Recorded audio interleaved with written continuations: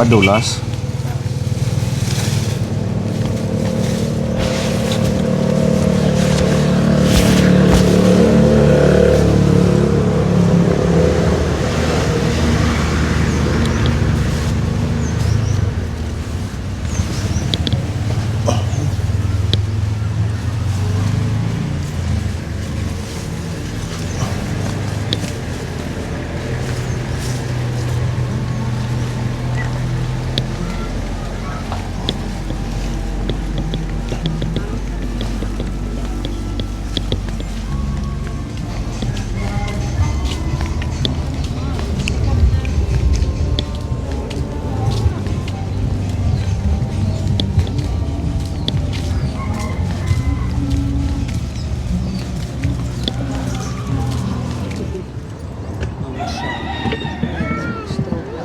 Ano at bato?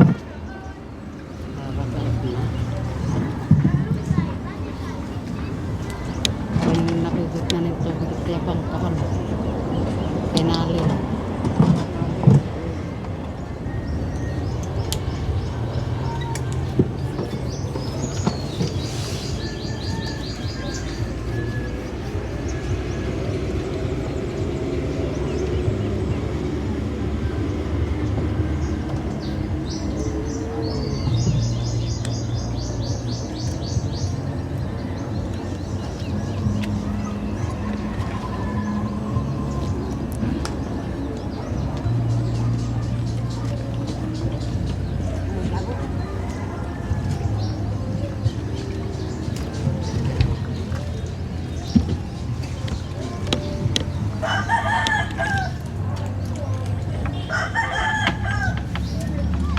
Okay pa yung bangka mo?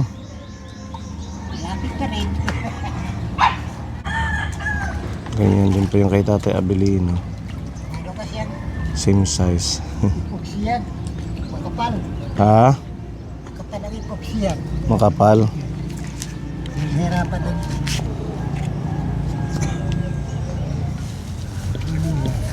Kumusta?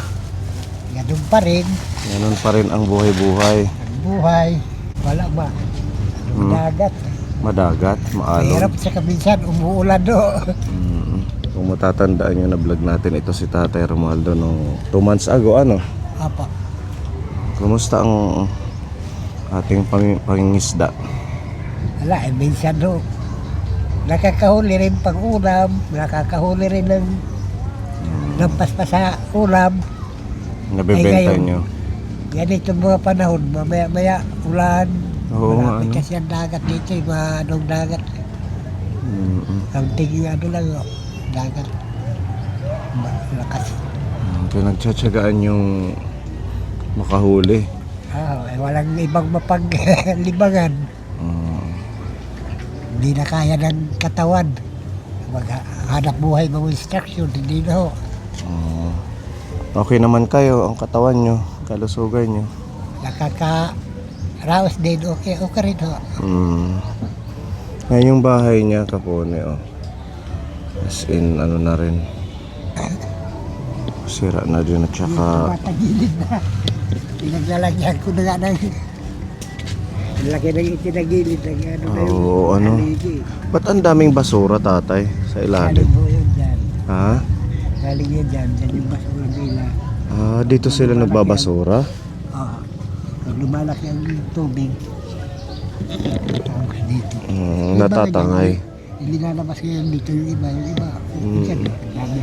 Masisira yung kalikasan kung dito itatapon lang sa... Dyan yung ano nila. Nakikita nyo naman dyan, makikita ko yan dyan. Wala bang nagkukulik ng basura dito sa San Julian? Mayroon no, kaya lang, minsan-minsan din lang ho dumadaan. Ganon. Kaya siguro na ano na lang, napipilitan silang itapon dito sa tabing dagat. So hindi dito pwedeng kainin ang mga lamang dagat dito, ano? Wala, minsan yung iba, kinakain din yung mga alimango ho na Nakakain kahit hindi malinis, wala nang choice. wala na. Minsan yung iba nito, nagpapakahuli ng alimango rito, kinakain din. Malusog siguro ang mga yun kasi ang daming Matataba. ang daming mga Dahil basura. nakakain dito. Ayan si Tatay Romualdo. Ilang taon ka na, Tatay? Mga 70. Sa January, sa December po, mag-75. Diba? Talaga namang nakakaano pa siya, nakakapagtrabaho para sa sarili niya.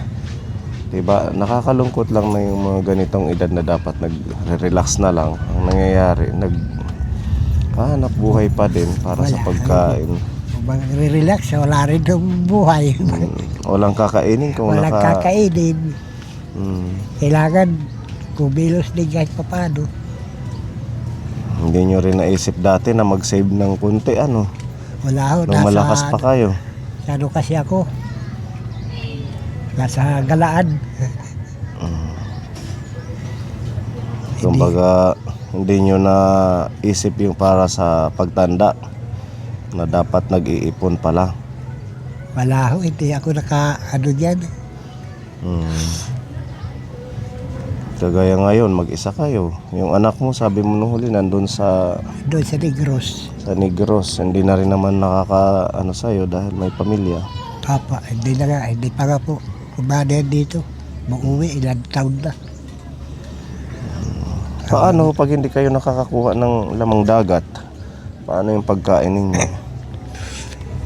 Pag walang huli, halimbawa. Nagugutang sa mga kapitbahay o kaya sa tindahan hanggat maka huli. Ganun na lang ang cycle, ano? Opo. Utang, tapos bayad. Pag nagkakapera. Kasi pag nakakahuli rin po, binabayaran naman. Napapautang din kaya nga. Babayaran man. Hindi ba yan bibigay dyan, Tatay? Hindi po. Para masilip po natin yung bahay niya. Kawawa din ito Kapone, kaya binabalik-balikan natin siya. Kahit man lang makaalalay tayo sa pagkain. Mga tukod na ho yan. Ha? Lagyan ko ng tukod doon sa Hindi babagsak kahit medyo mabigat ako. Hindi na ho yan. Ano lang, talagang tumagilid na ng sa ano na, wala na yung mga haligi, mga ano na ho eh. Mga putol-putol na. Oo nga, ano. Na ano na ng Yan yung ito bahay. nga yun. Ito po yung tulugan ni Tatay Romualdo. Inaano ko nga yung paisa-isa yung kahoy, baka ano ako pag gawa man lang ng bahay o kaya ba dagdagan yung mga ganyan ho eh. Matanong ko lang ulit, itong tinitiri ka ng bahay sa inyo or sa gobyerno? Ito ho, ang pagka alam ko talaga sa gobyerno yan kasi pag inamot ng tubig ang napabalitaan ko lang mula sa inaabot ng tubig 40 meters sa gobyerno ho yun. Gobyerno yan. Ilang taon ka na dito? Dalawa 2 years. o kaya tatlo. Opo. Nung huli, saan ka nakatira? Humiram ako ng lote na pamangkin ko doon din sa Suwa. So, Yung bigay malapit nila. sa dagat din. Malayo ho, nasa bukid. Bukid naman. Yung galing ako ng Maynila, pag uwi ko na rito, hindi ko na kaya mag-instruction, pagkapagtrabaho. Ayan, doon ako tumira sa Suwa. Tapos, nagbahay ako dyan. Nung nagiba, binagyo. Ayan yung... Nagbahay ka pa dito sa unahan ng breakwater. Dito lang sa unahan lang ng konti po, yung bakante dyan. Tapos saka kayo nagbahay dito. Ito, nung tira ko ng kaunti, nabili ko. Gawa na ito. Opo. Binili mo na lang. Opo. Pero ano pa to? Okay pa to dati nung binili mo? Nasira lang dahil sa malapit tagal sa na. dagat din, yung acid. Opo. Ganun pala. Kala ko sariling gawa nyo. Nabili ko. Magkano nyo ito nabili? Dalawa. Doon lang naman to sa kapag-anak ko, nabili ko ito 2,000. Mura lang, ano? Ano na? Matagal na natinirahan niya to. Mm. At least so malapit pag mangunguha kayo ng mga shells, yan dagat na yan. Yun lang yung Isda. advantage, tapos isda. Pag nangunguha po kayo, usually mga anong isda ho yung nahuhuli? Minsan nagpapakahuli kami yung bisogo, samolyete, yung mga isda sa laot. Mm. Kagaya niyan, hindi mo pwede po malaot yan. Ulan ho yan, delikado yan sa mga bangka lang katulad po sa amin. Yung maliliit na mga bangka. Kasi pag malakas ang hangin po, ano ko talaga sa tabi. Matatangay. Oo. Opo. Kaya magigiba ang bangka. Bangka. Kaya pag sa tingin mong medyo Basta ba ang panahon? maulan, oo, hindi kayo napalaot. Hindi po. Tsaka ang pampain, mahirap po huli ng mga yung maliliit na pasayan. Mga Yung hipon hipon. na maliliit. Yun yung pampain nyo sana. Kaso, nahirapan kayo manguha nun. Mahirap. Bandito nangingilaw kami Mm. paggabi. Hindi naman, mayroon nga mga pampain kagaya nung tinatawag nilang umang. Oo, yung umang, pwede din yan, di ba? Hirap naman balansa. So hindi siya okay. Okay rin, tinakain din ng isda, kaya lang balansa, ikaw ka magpapain ka, pati yung isda na ano ng lansa, Ganun po pala yun. naapektuhan po. Nag-almusal ka na, tatay. Ay kapag kape na po ako nag-almusal. Sira na din dito, oh. Sa mga kay tubagilid ho, mga putol, nagkapuputol ang haligi. Haligi, oo. Tubagilid na siya. Yung pagluluto niya. Yung mga nakaraang buwan lang to na karamdaman ko, tubagilid siya.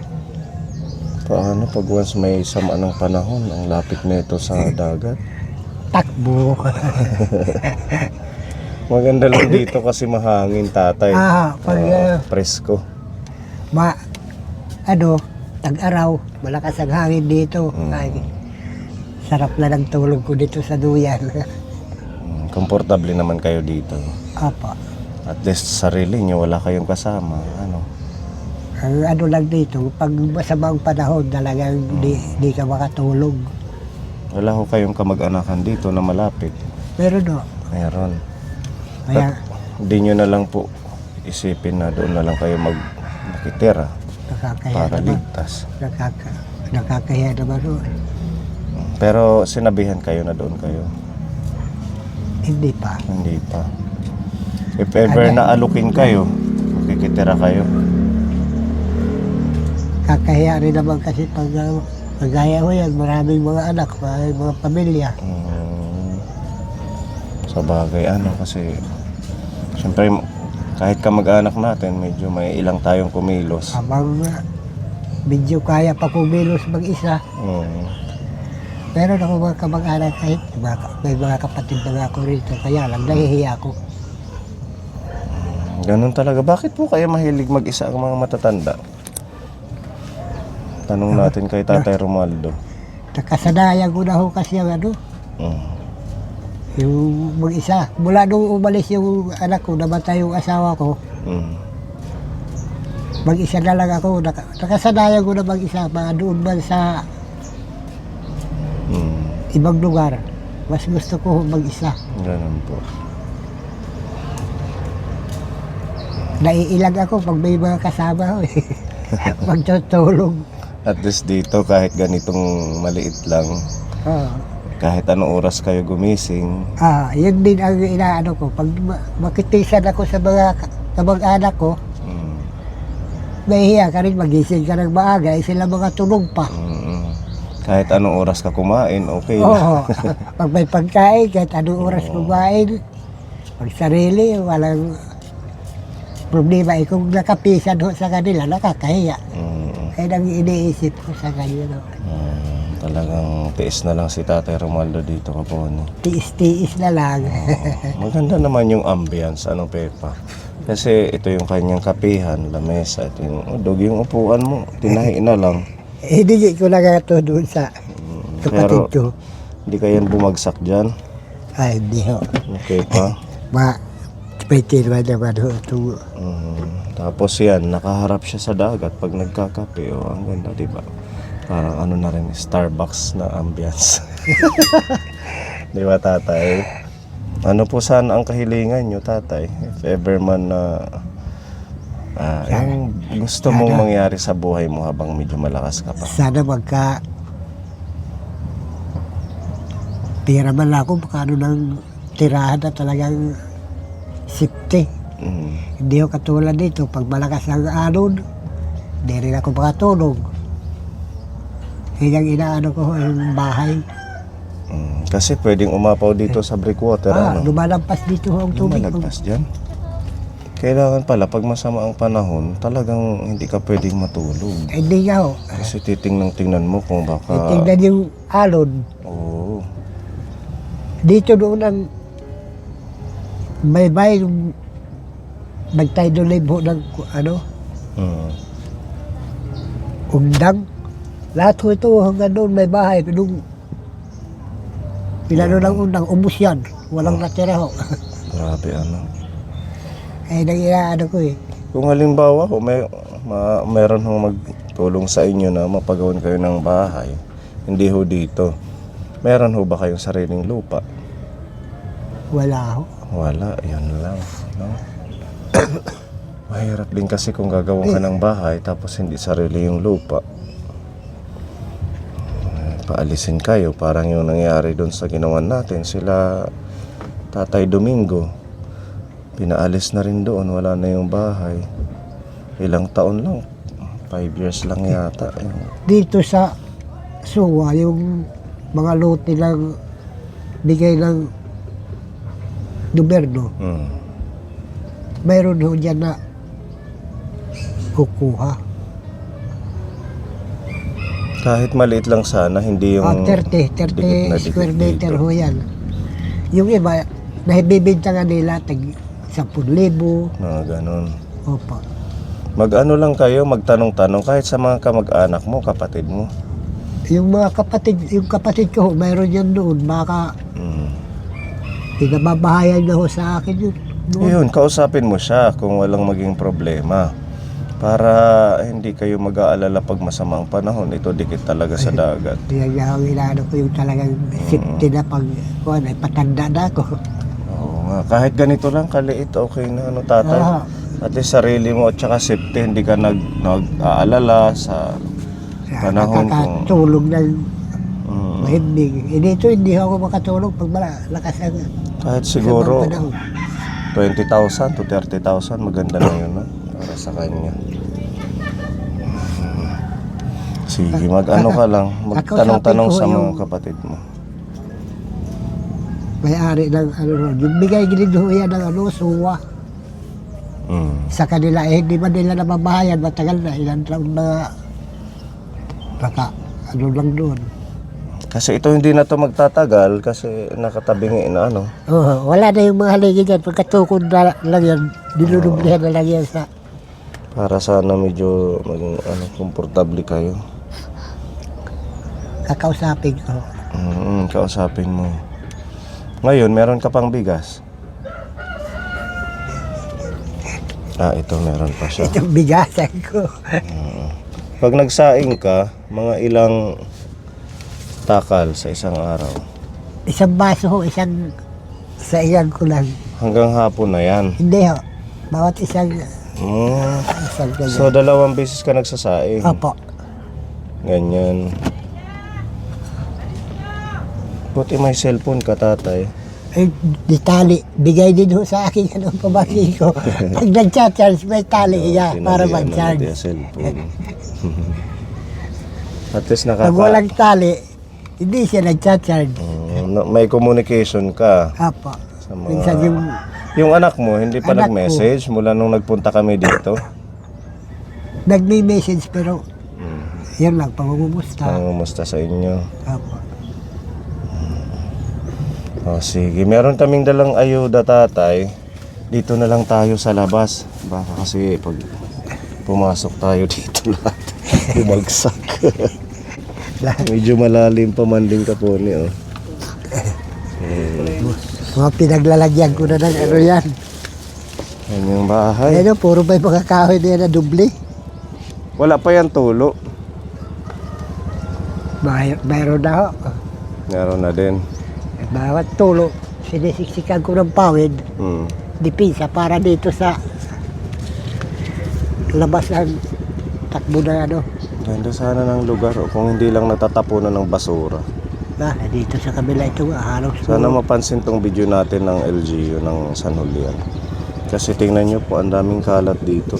lalo na yung lalo Basura. na banda rito. Lalo na po May- dito. May babuyan pati yan. Yan oh.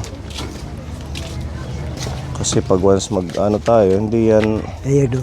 Doon. ang dami. Hindi yan maalis yan kasi matatagal mabulok ang mga ganyan. Mga plastiko. Ilang taon din yan. Okay, meron tayong blessings dito. Halagang 2,000 na pagmamahal po ito ng ating Tita Fedy. Ayan, meron tayong bigas. Maraming salamat ho. 10 kilo. Maraming salamat ho. Ayan, meron din tinapay. Energy. Di ba nagtitimpla ka naman nito? Apa. Saka meron mga biscuit ka po. Ayan. Para meron siya pang snack. Ito po, green tea. Alam mo to tatay, green tea. Nilalagay sa tasa na mainit na tubig. Parang tsaho. Tsa. Yan, bigayan ni Tita Mel. Ang mas healthy yan kaysa sa kape. Tapos nandito po yung pwede nyong madagdag sa ulam. Ayan ka po ni. Tapos may gatas, tatay. Oh. Ito po, lutuin nyo na lang, manok. Sabawan nyo, merong kamatis dyan. At meron naman kaming biniling gulay para pwede nyong islagay sa sabaw. At saka ampalaya, pipino, yan, mga pang ulam. Tsaka may pansit dito. At may asukal. Yan, at saka udong, asin, tuyo, suka. At sabon. Meron dito sabong panligo at saka panglaba. Ayan. At mga dilata, meron din kakuha. Ayan. Mga beef loaf, sardinas, tsaka tuna. Ayan. Ang ating dala. May palaman yung tinapay. Apa. Para meron kayong stock. Galing po ito lahat kay Tita Fedy ng New Jersey. Halagang 2,000 po. Yan po muna yung ating dala ngayon. If ever man na magkaroon ho tayo ng pondo, sikapin po namin na makabalik sa inyo. Basta kausapin nyo po muna yung kapatid mo kung meron maliit na space.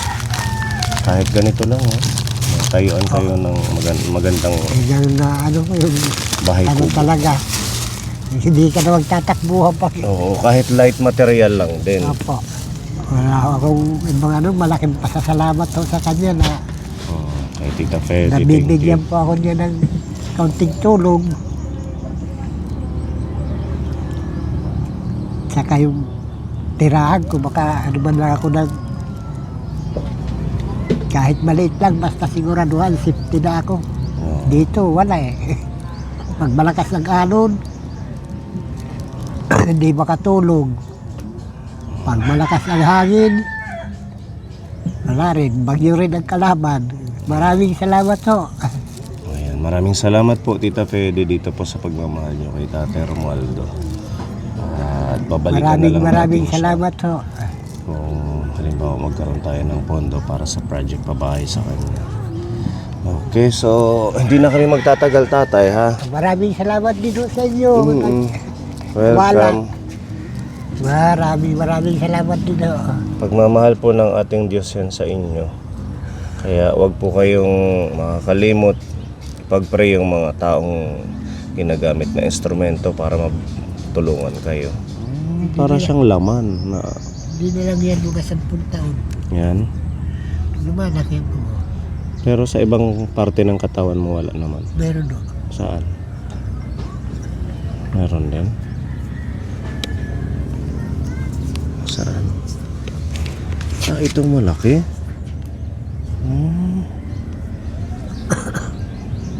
kaya ito, no? Masakit, hindi. Hindi naman ho. Ang sabi ng doktor, ano pa raw yung bago pa lang. Antayin daw kumbaga kuhan, mahinog Mm. bago opera. Pero hindi naman siya delikado daw. Ayan lang naman ang sinabi ng doktor sa San Lazaro. Sa San Lazaro mo na pa check up. Opo.